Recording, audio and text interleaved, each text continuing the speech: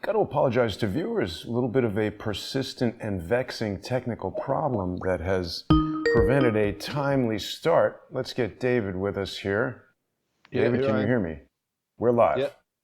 How are you, David? Okay. I apologize for that brief. I don't have video on you, David. It's just come on, I think. Oh, wait a minute. Boom. There we are. Excellent. David, how are you today? We're going to have an excellent broadcast. As people know, every Friday, you and I are doing our sponsor exclusive show, and that's going to begin at 2 p.m. Eastern. Today's show, David, it's going to be very exciting. We're going to be playing the second in a series of videos that you and I created during our visit to the United Kingdom, your homeland, and a place that we speak about quite often. In today's episode, that's starting at 2 p.m. on patreon.com/reverse CSI storyboards and patreon.com/crowdsourcethetruth, as well as subscribestar.com/crowdsourcethetruth. People are going to get to see the visit that you and I paid to the BBC's world-famous broadcasting house.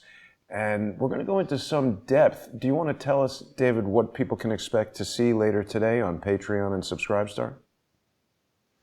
I think they're going to see some amazing geography that perhaps people who haven't studied this in detail would be surprised, because, as you know, the British Broadcasting House is directly opposite the Langham Hotel, the famous Langham Hotel, which was commissioned in 1865, and I have reason to believe was one of the first recipients of the news of Abraham Lincoln's assassination. And it is quite possible, and I think this will be explored, during the shows, that maybe the Langham Hotel played a role in actually the coordination of the assassination of Abraham Lincoln and of JFK. So I think people will be quite surprised at the central role in the news of the day of 1865 and 1963, and quite possibly the present. Over to you. Yeah, I was shocked to hear about it. I mean, I didn't really know much of anything about the Langham Hotel. It is right across the street from the BBC, which is very interesting. Give us just a bit of background. You've spoken about it before, but it looks like there's one in New York as well. Did you know about that? Yeah, the Langham Hotel is part of a chain now, but the original one was the one directly opposite. Well, it wasn't opposite Broadcasting House, because Broadcasting House was built much later. But as we know, George Orwell's 1984 describes a room 101 actually in or based on his time at BBC, where he was involved in developing propaganda, I believe, into India, the Indian subcontinent. And he's said, or it is claimed, that he spent many a boring time in room 101 in Broadcasting House, and he lifted that concept from Broadcasting House in reality and put it in the fiction as the torture room, where people would be tended to betray each other because they would be attacked or assaulted with what they were most paranoid. So Winston and Julia, in 1984, they betrayed each other. But then, running forward to the Langham Hotel, you and I went around the hotel and we saw some quite interesting things. We actually given free rein. No one stopped us from recording, as they did in Broadcasting House, which I thought was interesting. Yeah. And so, go ahead. Well, it was interesting because it's, in your beautiful website, reversecciscripts.com, you've got your logo, which shows the binoculars, which, has one lens looking out as the other lens is looking in. And this was sort of your visual metaphor for the concept of these social engineers that are watching everything that we do while we watch what they do. But in the case of BBC's Broadcasting House, one of these lenses has been eliminated because they will not allow us to look at what they're doing, despite the fact that they are looking at what everybody is doing. Yeah, so if you could just leave that sort of front page of Reverse CSI Scripts up for a bit and close in so we can see the entire map. I think, I spent a lot of time thinking about how this might present the basic argument that I've made, that I would describe the institutions that are engaged in murder for hire and mass casualty events around the world since at least the first layout of what is known or became known as the Old Red Line. So you can see there's a map of the world, and the first link of the subsea cables across the Atlantic was between Ireland and Newfoundland, and that was laid down, I believe, in 1848, and that was about the period when the first precision clock at Greenwich was installed, and so that brick-faced clock at the top of zero latitude is the original clock, which was patented, and I think it was 1848, but around that time. And the introduction of that clock changed the world, actually, because it became the basis for Greenwich Mean Time and precision navigating, etc., etc. And the clock down at the bottom of the zero latitude, if you slide that down, is the clock that is synchronized, that's it, yeah, on Zulu time, just over to the left, yeah. And that is synchronized to the cesium fountain clock at the National Physical Laboratory that was invented, I think, in 1954. And from 1994 through to, I believe, about 17 years, this was placed in the custody of this amazing company, Serco. The National Physical Laboratory was placed under the control or custody of Serco, which would have been able to synchronize the movement of various groups of people at major crime scene events, such as the bombing of the East African Embassy in 1998, the attack on the USS Cole in 2000, and the 9/11 attacks and subsequent attacks that require the synchronization of different groups of specialists to deceive the public into thinking that it was one man or one, small terrorist organization around the world, when in fact it's a very sophisticated institutional organization that takes a crime right through from the planning stage to the concealing and destruction of evidence that would otherwise lead to a successful prosecution. So the Old Red Line, by the time of the First World War, the British had full redundancy to all its colonies. I think, for example, to South America, I believe the British had about 6 or 7 independent Atlantic cables, whereas the Germans had one. And very quickly, the British Navy cut the German links to various parts of whatever would just be described as a German empire. And the way to win wars right through from World War I through to the present is to have faster communications than your enemy. And to this day, I believe the British Broadcasting Corporation has faster communications for major events around the world, including the shoot down of that PS, I think it's 754 or 752 in Iran, and going back to, I think it's 2014, the shoot down of MH17 in Ukraine. And I think what we're going to be able to share with our listeners, Jason, is something truly staggering. I think we can relate different crimes, or on the face of it, different crimes with different sources, over 100 plus years to the BBC's relationship with the Langham Hotel. Wow. And I think, for example, we'll be able to put an argument together that the people who organized the assassination of Abraham Lincoln organized the assassination of JFK. The people who organized the decapitation of the last victim of the so-called Jack the Ripper murders are the same people who organized the decapitation of one of the victims of the so-called Picton Pig Farm murders. And I believe that the shoot down of MH17 and PS 752 in Iran were also organized by the same people. So we have an incredible forensic journey, I think, in store for the people who are interested in whodunit. Over to you. Yeah. David, we haven't had an opportunity to speak very much about this Iranian shoot-down of a Ukraine jet. Number of anomalous things about it, as usual at this point. There just happened to be someone standing in the street pointing his cell phone at the sky in the middle of the night as a ostensibly unspectacular jet aircraft flew through the sky, and he's filming it before it explodes. So that's quite amazing. It's certainly suggestive that this person with the cell phone might have known to expect something to happen. You've spoken about how the, what are those French guys who filmed? The No Day Brothers in New York. Right. So here we have someone just pointing his camera at the sky, and then suddenly the aircraft explodes. How would this guy possibly know?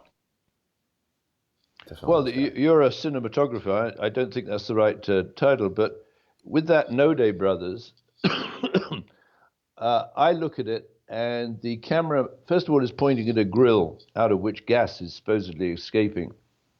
There's some kind of noise overhead. The camera pans and then zooms in, and the imaginary crosshairs of the camera are focused on the north face of the North Tower. This is on 911. 1.25 seconds before the weapon platform, we don't really need to know what it is, appears from behind the AT&T building and hits it, and then there's a bright white flash. And I think the bright white flash is consistent with the proximity fuse, which the British invented in World War II, shared with the Americans, and the production of the proximity fuse was, I believe, in the United States taken over by RCA.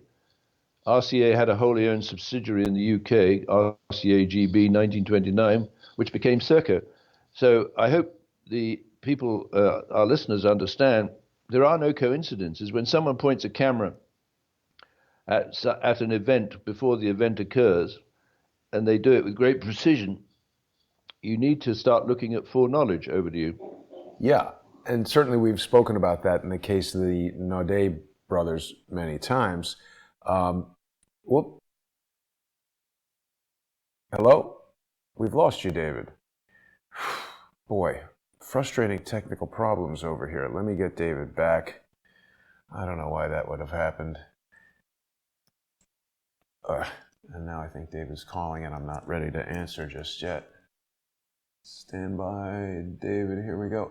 Oh, just missed it. So sorry, David. This is going to make him very anxious. Sorry, David. I don't know why that cut out. David? Yes, sorry, we got cut for a moment. I don't know why that happened. It's my fault, probably. I don't know. You know, we're working on a number of different things here, David. You know, I think I mentioned to you last week that we've been doing the live streams now at 50% higher resolution and with 2 times the data rate. But it shouldn't be affecting this really at all. It's still very much well within the specifications of the internet service that I pay for here. It says there is a poor network connection with David. David, can you hear me? This could be on the Canada side. Well, David will be back with us in a moment. We're going to talk some more about this Iranian shoot down of the jet and the odd coincidence that the person, you know, sort of photographing the area of the sky with his cell phone at the exact moment that the thing gets struck is suggestive of foreknowledge. Let's see if we can get David back here. It's funny. I don't hear it ringing. David? Well, I'm going to work on some changes to try to eliminate some of these issues. I don't know what's happening. We're not hearing David. David, can you hear me? David? Well, if we're not able to reconnect with David, we will play the pre-recorded video from London. Let's see. It says that he's online. Let's try him back again. Let's see here. Yes, we are wondering how high quality filming. I mean, the filming that I saw was quite clearly coming from a cell phone. But the question is, how did the guy know to be pointing it at the sky the moment before the plane was hit by a missile? Lee Stranahan raised the point that it's possible the guy was filming something else. We do see the footage a few seconds before it's hit. Something seems to be wrong at David's end. I'm not able to reconnect with him. Perhaps he's restarting his computer. Lee Stranahan had suggested that perhaps the person with the cell phone was filming something else and then randomly captured the event. But that doesn't seem to be the case. When we look at the video, it looks like the guy knows that plane is going to get hit. And there hasn't been enough scrutiny on that incident. I hope David's all right. We'll try a few more times to reach him, and if that doesn't work, we'll have to end the stream and resume with our Patreon and Subscribe Star sponsor exclusive video. David and I traveled, 2 weeks ago, to the United Kingdom, and we went on a bit of a walking tour around London. We explored the Langham Hotel and the BBC Broadcasting House.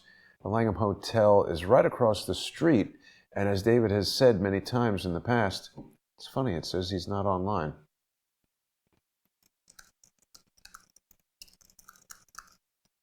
Let's see if he gets a text there. David's explained many times in the past. Okay, now he's back. Let's try him now. Let's see, maybe something was wrong with his computer or his Skype connection. David has told us many times in the past.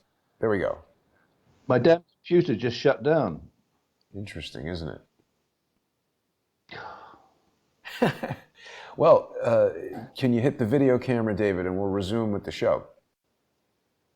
Okay, sorry about that. No, don't apologize. It's fine. It's quite interesting that occurred, and it is occurring during what I think, David, is going to be one of our most influential shows. We've been speaking about the BBC as a tool of propaganda for some time, but I have to tell you, when you physically go to a location and walk the streets and look at the buildings and the artwork and the subtle little details, we learn things. And on this visit, we learned things that we would not have had we not gone there. I think people are going to be fascinated to see this little tour of the BBC Broadcasting House, the exterior, and regular viewers of our show will find it very enlightening. And people who are coming to the show for the first time, this is a great way to sort of dive in, don't you think? Yeah, absolutely. And I want to say at the outset that I believe the BBC is 100% committed to making sure that President Trump does not serve a second term. And it's using all its resources in terms of fake news and injection in order to sabotage his campaign with this impeachment process. And I don't know if you've been following it in great detail, but one of the things that he's accused of doing is illegally tracking the former United States ambassador to the Ukraine, whose name I think is probably beyond my ability to pronounce. But this was part of a process. Yeah, that's it. Now, what intrigues me is when they use the word tracking, that reminds me of one of the patents that is absolutely core to a conspiracy that I believe we will be able to prove involving the BBC and crimes going back to prior to the Second World War. And as you know, what the BBC did in 1998, it came up with a patent for a spoken text display apparatus to generate TV signals or television signals. And both you and I have found that the wording of that is a little odd, because what that would allow the BBC to do is to inject fake news through its partner organizations around the world. And the BBC World Service is the world's biggest and most powerful broadcaster. And with that device that I think was assigned to the BBC in something like the 3rd of August, 1998, that's 4 days before my birthday on the 7th of August of 1998, and 4 days before the simultaneous attacks on the United States East African embassies, where everything was tickety-boo, including explosions that were almost simultaneous. Tickety-boo? I think they were actually... Well, well, from the point of view of the conspirators, I don't isn't know what that that means, amazing that though. they What can is pull off? tickety boo? Tickety boo is good? Well, very, very slick from the point of view of the organizers of the attack on the East African embassies, Huh. that they were able actually to time the explosions in both places. Dar es Salaam is that Tanzania? I think that's right, and Kenya, Nairobi in Kenya. A lot of people died, a lot of injuries, and a tremendous blow, I guess, to the intelligence services, if that's the right term, of the United States to anticipate and avoid these kind of attacks. Well, it wasn't very successful because in 2000, the USS Cole gets, I believe, a spoof instruction to go into Aden Harbor to refuel, when Aden Harbor was known, certainly known to the British, that it wasn't safe to go into that harbor because there were various terrorist groups or alleged terrorist groups that controlled it.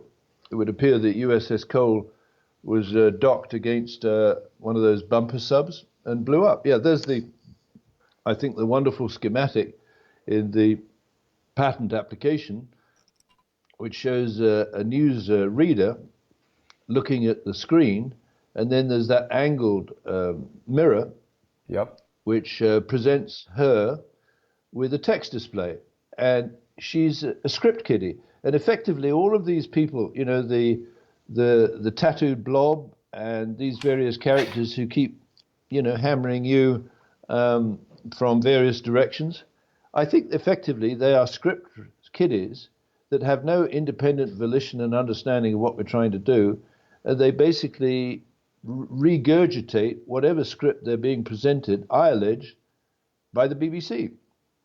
So what the BBC wants us to avoid is that people like you and me expose to the public at large just what a key role it has played right through back to its founding in the 1920s, when it was introduced by the British government effectively as a premier news, entertainment, and propaganda arm of the British government.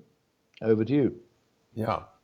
Well, it's interesting to note with regard to this patent, David. It was issued or awarded on May 1st, 2001. So literally just a few months prior to September 11th. And when we've spoken about Jane Stanley providing her report that the Solomon Brothers building number 7, had collapsed, when in fact it was still standing right behind her, people have told us that they've never seen Jane Stanley on BBC America before or since. And that's quite interesting. Wasn't there something that had come up with someone saying Jane Stanley was, oh yes, I remember, it was someone we spoke with in London who had said that Jane Stanley lived near or was somehow near MI5, MI6. Am I remembering this incorrectly? Do you know what I was talking about there? Well, I'm not sure how relevant that is, but what I am sure is that she was presented with a script that had been prepared well in advance of the demolition of building number 7. And I believe this particular device that we're looking at on the schematic, the intention was that as she was reading something along the lines, we are getting news that the Salomon Brothers building has collapsed, and she's being driven by the text display, there's what I would call a digital blocking notes that's being or should have been sent to the demolition crew to blow the building up, right? And we can see that building number 7, it was never hit by a plane. You can see it's a bottom-up demolition as opposed to towers 1 and 2, which are top-down demolitions, and it disappears into its own footprint, and a whole bunch of evidence about foreknowledge of the 9/11 attack is destroyed with it. So again, the BBC has got a lot of explaining to do, and in my posts, I'm systematically now inviting my friend Greg Dyke, who's the former Director General of the BBC, to appear on the show, and he may never respond. But I leave my telephone number, as you know, on the post. Well, yeah, but you see, what I'd like to communicate to my friend Greg Dyke, and it's not a threat, is you're actually potentially an accessory to something that is truly enormous and truly horrific. And I would think that all of the players inside this conspiracy may be unaware, maybe you call it a sandbox, including the tattooed blob that goes on about the last post I saw about him, or YouTube, was David Hawkins shouldn't be describing the QRS-11 as a gyroscope because it's actually a stabilizer device. The QRS-11 is a quartz rate sensor that uses the Coriolis acceleration to actually send the signals to a device like a Boeing aircraft flying towards the Pentagon. But this is ultimately splitting hairs. What I'm interested in is, can the BBC use that patented device to present a newsreader who's a script kiddie with a text about what they want the public to believe, and simultaneously and concealed from the newsreader, there are digital blocking notes going to demolition crews or SWAT teams or snuff film teams or environmental cleaners. For example, outside the Pentagon, we have that crew in ill-fitting clothes picking up material on the Pentagon lawn, probably 10 minutes after impact, and taking evidence away. Yeah. Now that is spoliation of evidence, right?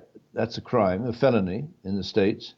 And actually it allows you, me, and all our listeners to make an aggressive inference of guilt. That is to say, the individuals taking that information away or hiding it or concealing it, which may include Greg Dyke, we can assume that they are engaged in spoliation of evidence and start making inferences, and it's up to them to prove that they had a reason to take it away. Now, with my communications through online or posts to Greg Dyke and the current Director General of the BBC and those people up at Crash and various other characters, what I'm saying is you've really got two options, and it's nothing to do with David Hawkins. It's really nothing to do with Jason Goodman. You can either believe or present yourself to the public at large as an unwitting and unwilling accessory to the events of 9/11 or the crashes of these aircraft, or a witting or willing. And my preference would be, and I'm quite ready to believe because this is such a sophisticated crime, that the great majority of these people are unwitting and unwilling accessories, but they don't know who to go to because the communication system, as described by Crash as artificial intelligence communications technology, is so complex that they can't communicate what they actually witnessed and saw. And that's consistent with the Big Brother of George Orwell, where Winston is told, or he's getting very depressed because the party has told him and his like to reject what his eyes see and his ears hear. And the beauty of our trip, I think, to the United Kingdom is we actually saw a lot and we heard a lot, which if we're successful in putting together, will show to the public that that is a big mistake, a strategic mistake that actually represents, for me, an existential threat to humanity. Because right now we have artificial intelligence communications technology, and it's mind-blowing this, which is being programmed to treat carbon dioxide as a pollutant and punish people for breathing out.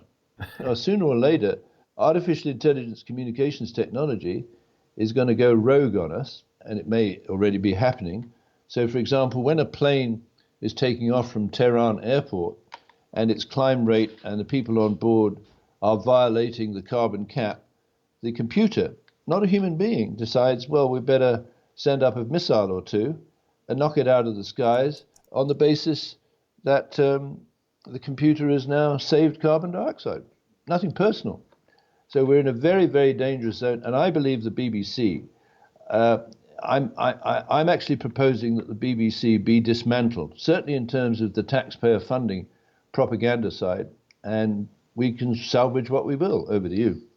Yeah, and we're going to be talking later today in just under 30 minutes on patreon.com/reverse CSI storyboards, patreon.com/crowdsourcethetruth, and subscribestar.com/crowdsourcethetruth about this concept of front-running fake news. And you may recall, David, that this incident with the Boeing 737 taking off from Tehran for quite a while, surprising amount of time actually, was being referred to as a plane crash. which I think everybody knew it exploded mid-air. So I don't know if that's really a crash so much as a, what do they call that, a catastrophic failure or a uncontained failure. That would be a more accurate description, even if they didn't know if it was shot down. But they were right away calling it a plane crash in the similar fashion to how they like to tell us that Lee Harvey Oswald, within an hour, is the only suspect of shooting John F. Kennedy, the way they tell us that Stephen Paddock is the only suspect in this shooting in Las Vegas, Osama bin Laden is the only suspect in 9/11. This is sort of the front running of fake news, isn't it?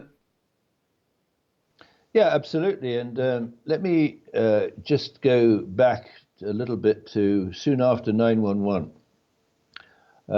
United 93, the plane that I believe was intended to hit the Capitol building in a joint meeting of the House and kill all the congressmen and senators, left 41 minutes late. Had it not left 41 minutes late, it would have hit the target in Washington at the same time as the Pentagon's U.S. Navy Command Center was obliterated. Essentially, America, I believe, would then have been decapitated. Now, it left 41 minutes late, so from the point of view of the conspirators, which I believe the BBC had a major role, 9/11 was not the big success they hoped for, because they intended to decapitate America and overthrow the government. So what did they do? Something very interesting happened a few weeks later. A very sophisticated weaponized form of anthrax was mailed to various targets, including Senate leaders. And this is kind of scary, because that inhalation anthrax, I believe, was sourced in Porton Down, near Salisbury. I believe it was carried by a courier through Boscombe Down by agents working with Kinetic into the United States to terrify senators into doing what, I don't know, the deep state, whatever you want to call it, wanted them to do. Mm-hmm. And I think it is truly terrifying, because the weaponized anthrax was weaponized with a form of silicon and tin that increased the dispersivity of the bacteria, which is normally clumping and ground hugging, if you will. And it gets into the brachia or the tracheal tubes in the lungs, excuse me, and you die from inhalation anthrax.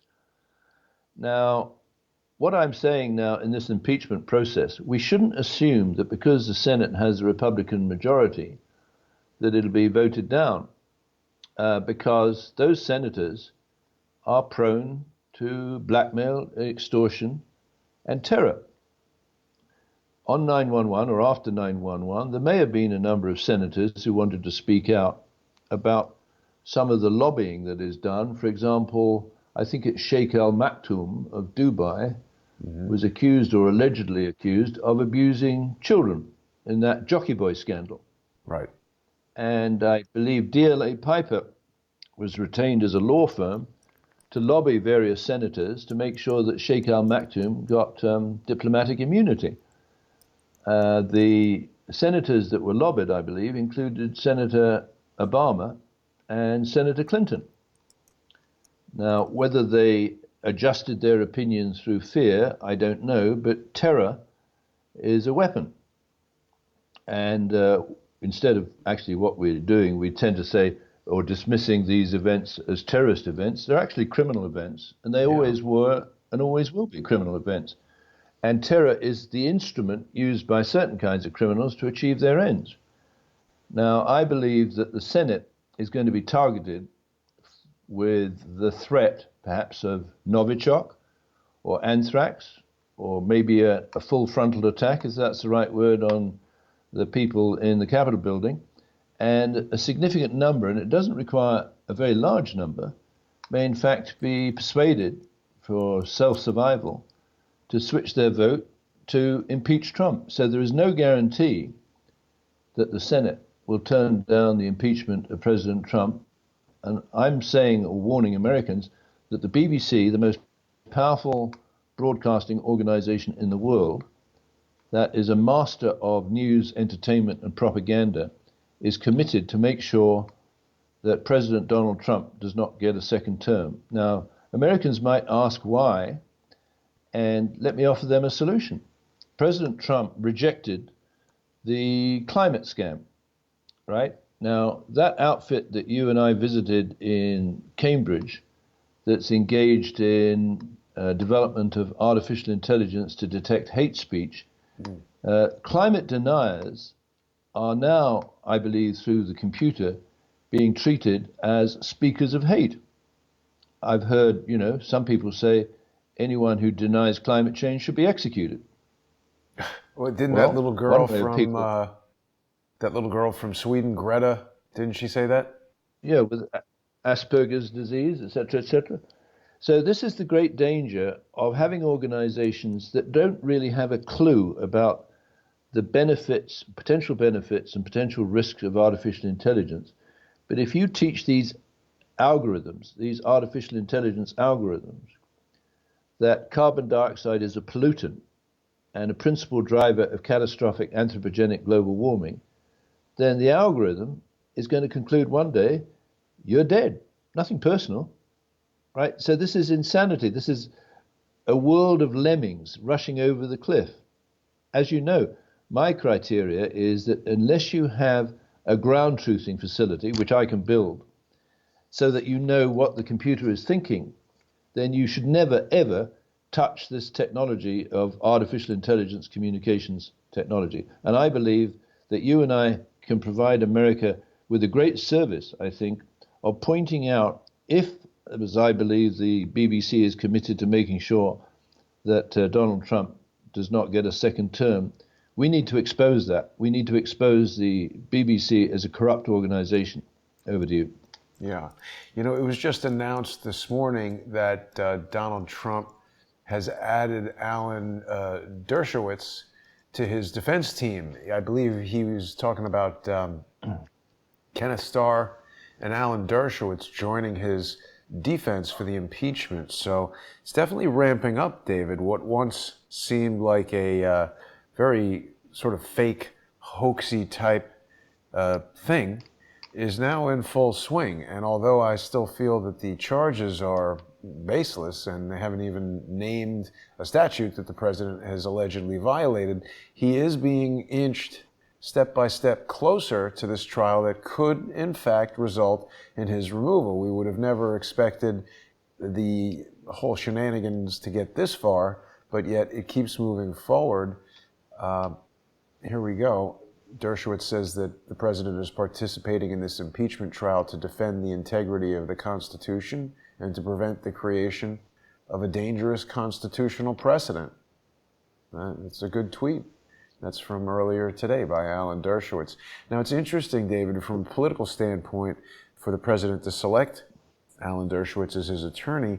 Some people are going to look at this and wonder about the connections between Alan Dershowitz and Jeffrey Epstein. Dershowitz was Epstein's defense attorney, and this is a kind of a slippery slope because, of course, when someone becomes a criminal defense attorney, they're going to be defending criminals, frequently horrible criminals, but what can you do? We want everyone to have the right to a defense, and that includes the worst criminals among us. But again, this is a thorny political minefield for the president to navigate now that one of the key members of his legal team is so closely associated with the hated Jeffrey Epstein.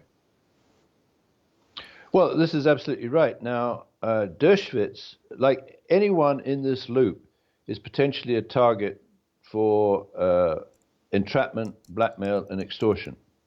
Dershowitz being one, Epstein being another. But the shadowy people behind the scenes, like Ghislaine Maxwell, is she a fugitive or is she not? Now, yeah.